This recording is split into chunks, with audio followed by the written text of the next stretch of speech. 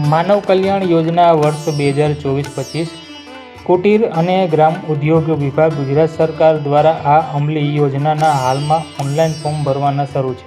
આજના વિડીયોની અંદર આપણે માહિતી મેળવશું કે માનવ કલ્યાણ યોજનાનો લાભ છે એ કોણ લઈ શકે, ક્યાં ક્યાં વ્યવસાય માટે આ યોજનાની અંદર ફ્રી સાધન સહાય કીટ આપવામાં આવે છે, ફોર્મ કઈ રીતે ભરવું, ફોર્મ ભરવા માટે કયા કયા પુરાવા જોઈશે, ફોર્મ ભરવાની અંતિમ તારીખ એ કઈ છે વગેરે જેવા પ્રશ્નો અને અન્ય અગત્યની કેટલીક માહિતી છે એ આજે આપણે આ વિડીયોની અંદર મેળવીશું।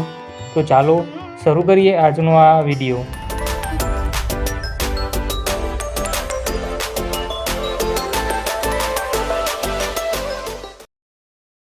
વિડીયોની શરૂઆતમાં આપણે જાણીએ કે માનવ કલ્યાણ યોજનાનો લાભ છે એ કોણ લઈ શકે। તો મિત્રો, માનવ કલ્યાણ યોજનાનો લાભ છે એ સ્ત્રી અને પુરુષ બંને લઈ શકે છે।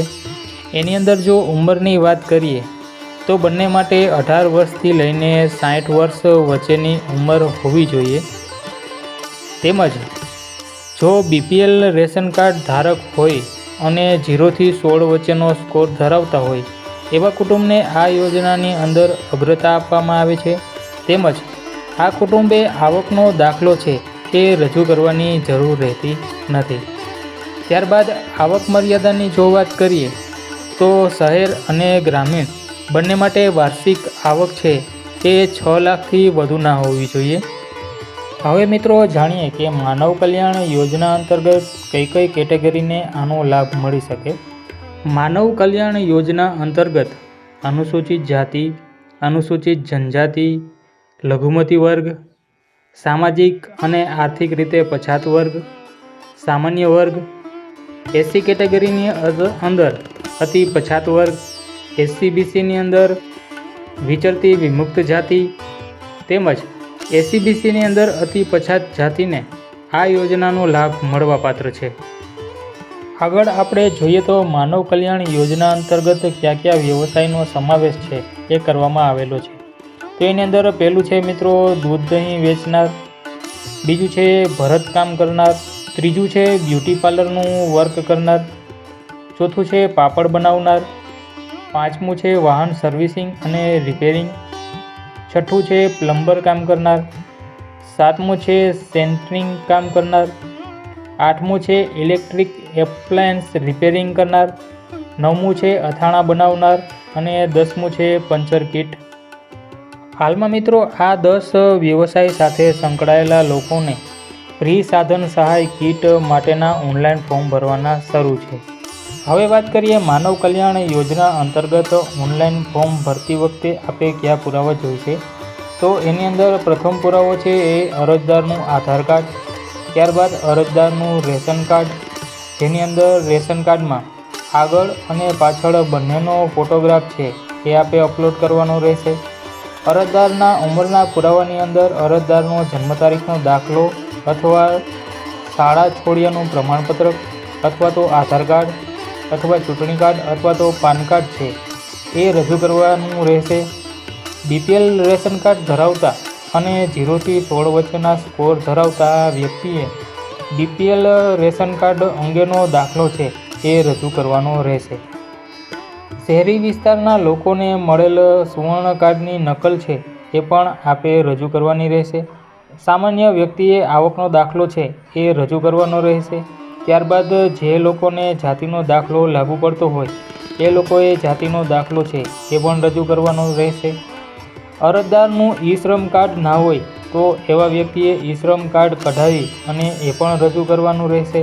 ત્યારબાદ ઓનલાઈન ફોર્મ ભરતી વખતે આપને મળેલ સેલ્ફ ડિક્લેરેશનનું ફોર્મ છે એ પૂરું ભરી અને એને આપે અપલોડ કરવાનું રહેશે।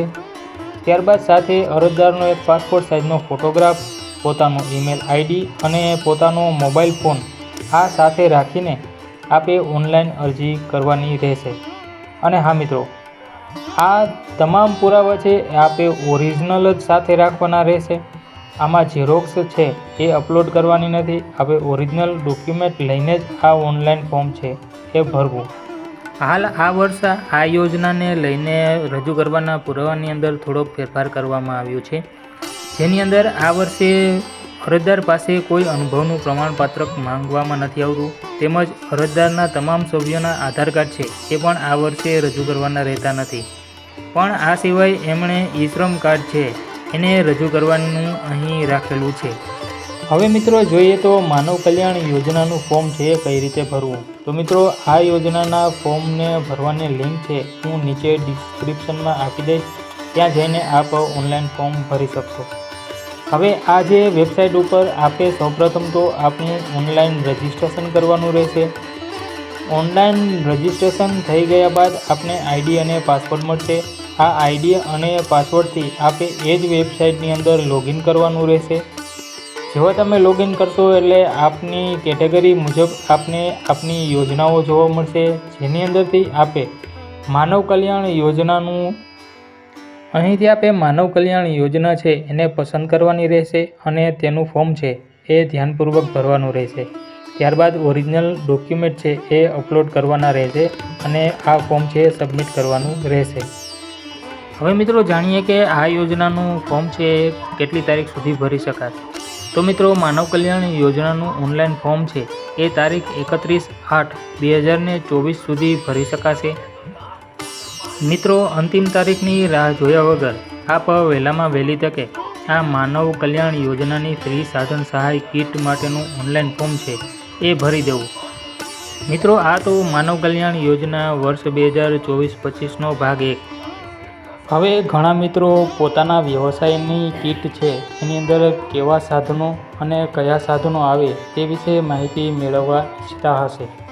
એટલે ભાગ 2ની અંદર મિત્રો માનવ કલ્યાણ યોજના અંતર્ગત મળતી સાધન સહાયની કીટ છે એની અંદર કયા કયા સાધનો હોય છે અને તે કેટલી કિંમતના હોય છે તેની વિશેષ માહિતી છે મેળવીશું.